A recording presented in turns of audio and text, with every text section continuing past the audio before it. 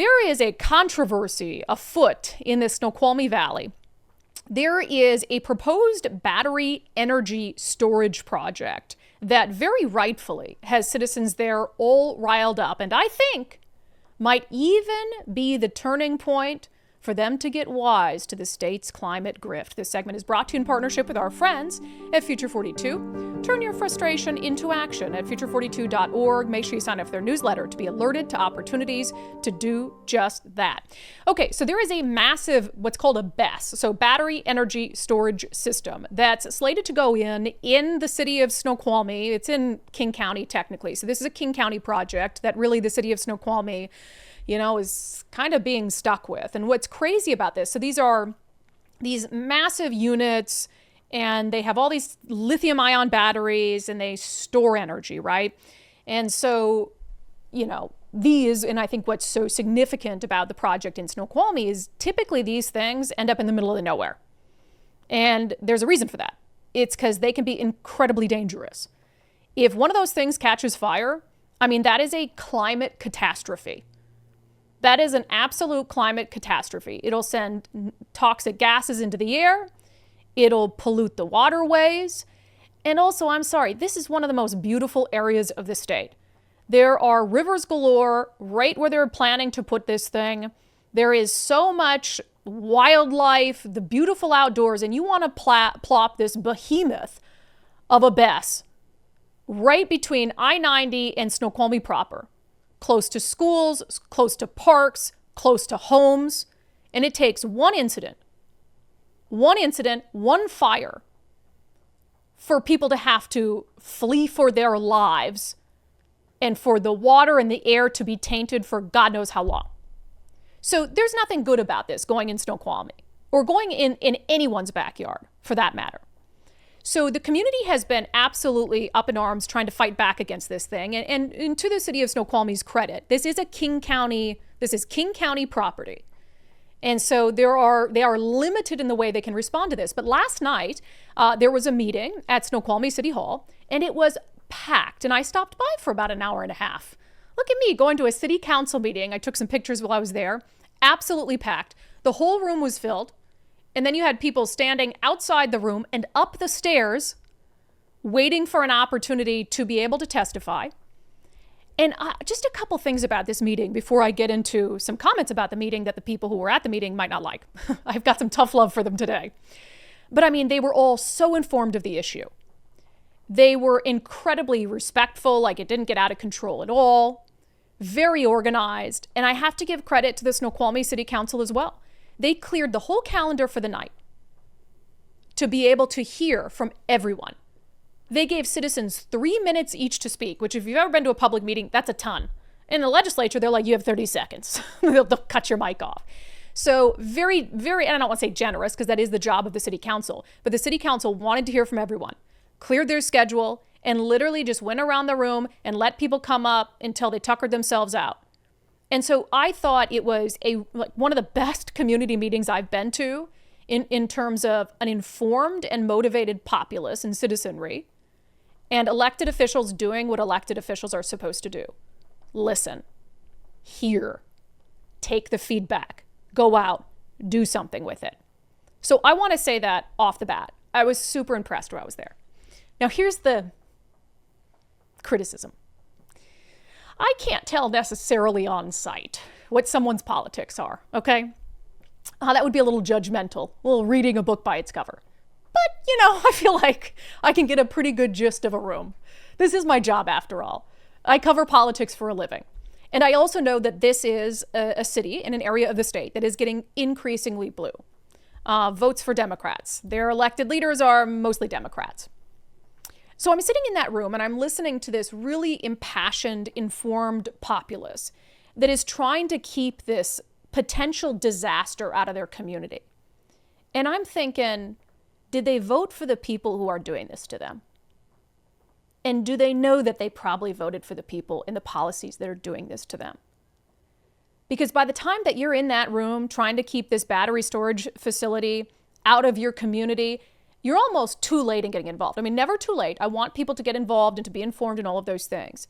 But the time to start pushing back against this was when Governor Jay Inslee was in office and was pushing all these insane climate goals and climate policies that common sense people were saying at the time, oh my gosh, this is going to be disastrous.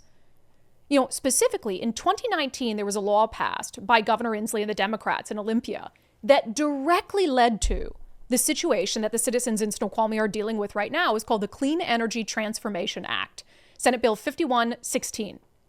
And it committed Washington State to an electricity supply free of greenhouse gas emissions by 2045, which we've talked a ton about this, but basically that goal is impossible.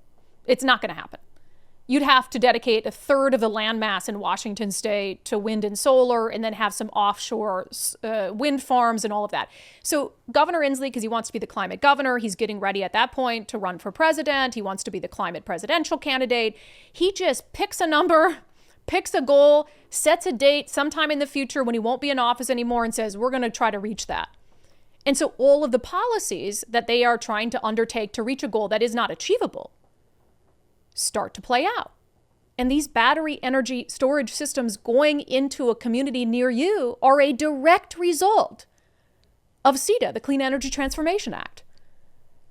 And this was what was going to happen. We've got to try to reach this impossible goal. And so we've got to try to push all these clean energy.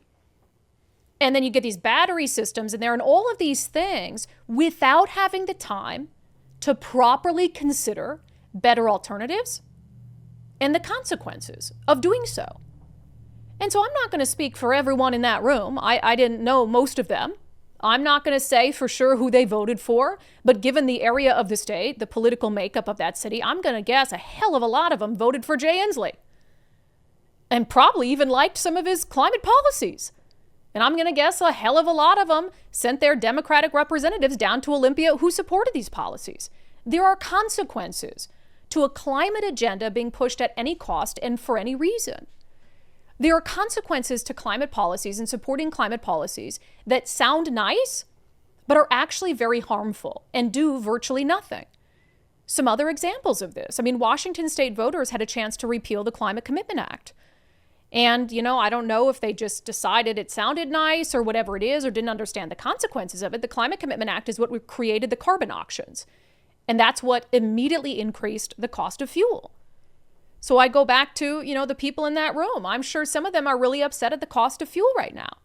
And I'm sure some of them are buying into that narrative that it's all about Iran. And don't know that the Climate Commitment Act, which some of them failed to repeal when it was on the ballot, passed by a governor that some of them voted for, is really the culprit for why our gas prices are so high. And look, I will never fault anyone for caring about the environment. I'll never fault anyone, but some of the stuff that these environmental policies, they're meaningless. If you care about the environment, they're meaningless. For instance, the HEAL grants that came out of the Climate Commitment Act. They're giving millions of dollars. I mean, they convinced you that this act was necessary to literally save our planet, right? And that's why you have to pay all this money and all this. They're giving millions of dollars in these grants to help fund communities most impacted by environmental hazards. And they list LGBTQ plus people. So it says they want to, this goes to environmental justice. This grant program focuses on building climate resilience and enhancing community-led decision-making to advance environmental justice. What the hell what does that even mean? Look, you guys, look at me. What does that even mean?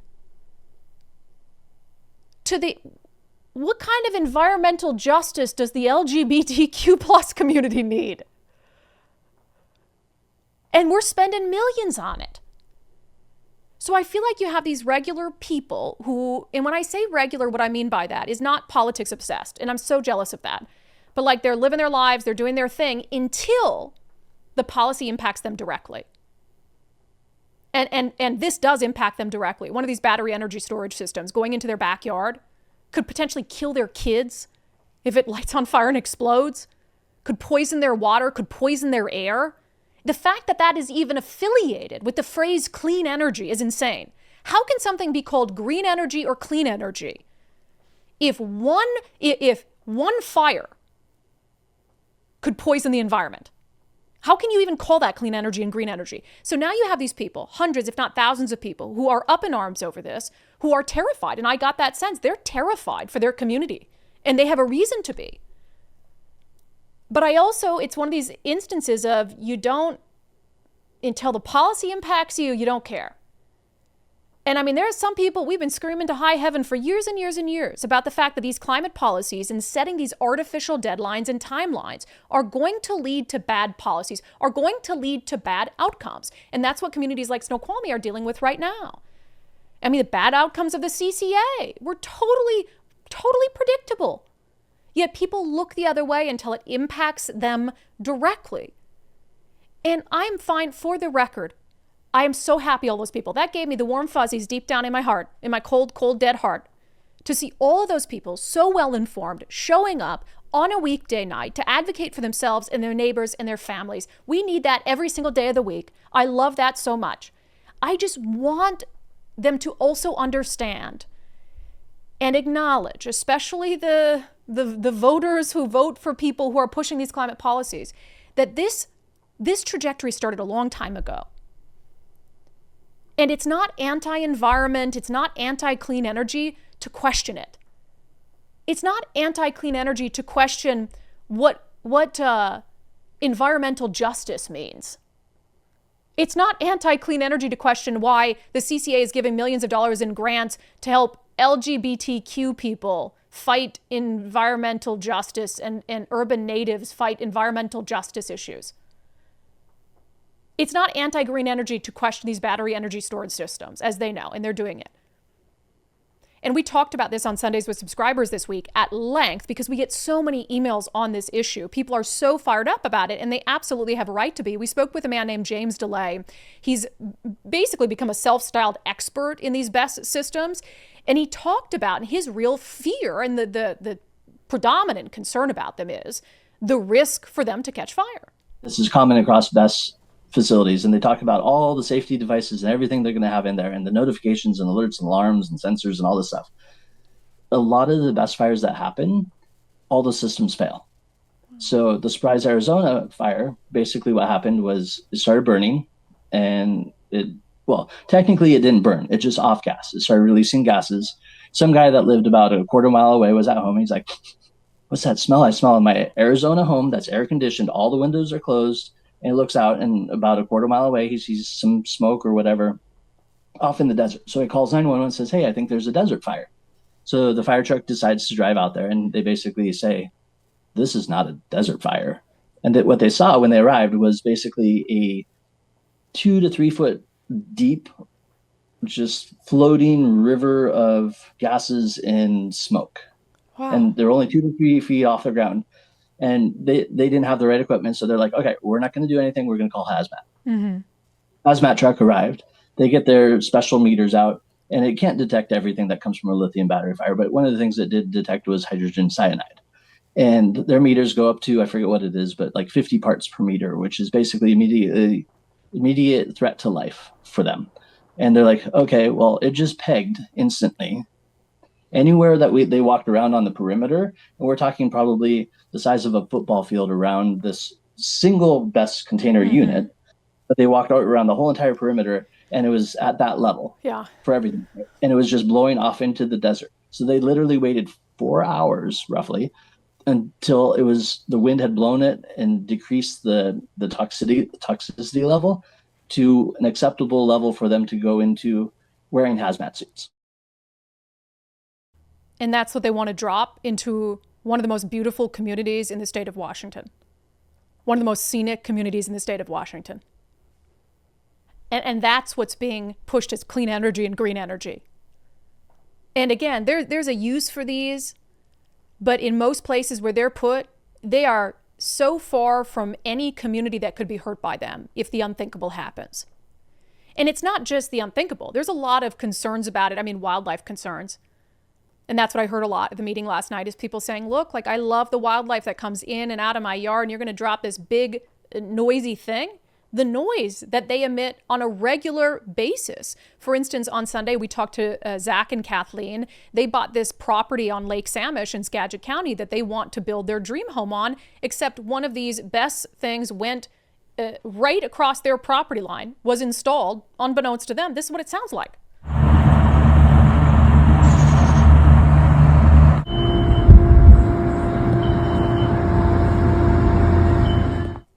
Yeah, on Samish Island. Absolutely insane. Sorry, I said Lake Samish. Samish Island. Just loud, carries across their entire property, and then when it needs servicing, it goes beep, beep, beep, and it won't stop beeping until someone comes and services it on the island. It's insane. So we talked to them on Sunday's show. It kind of was an annoyance around our driveway area, but then we cleared land to be able to build, and then it just carried over. We have a 4-acre property, and if you're on the other corner, you can still hear it click on and off. Yeah, and it also, Kathleen, beeps. Yeah, the beeping is when it has some kind of a malfunction issue with it. And the problem is, they'll get notified, but it beeps until someone actually, days later will come out and decide to come check on it. It's not a high priority because it's just a small, 3-house and the fire department battery station. Yeah, now they don't even know if they want to build their dream house there. Because they're like, why would I want to listen to that all day long? And they have reached out to the proper people to express this concern, and they've gotten virtually no help. PSC said, oh, we'll come in and we'll put a hood on it and, try to, it didn't do much.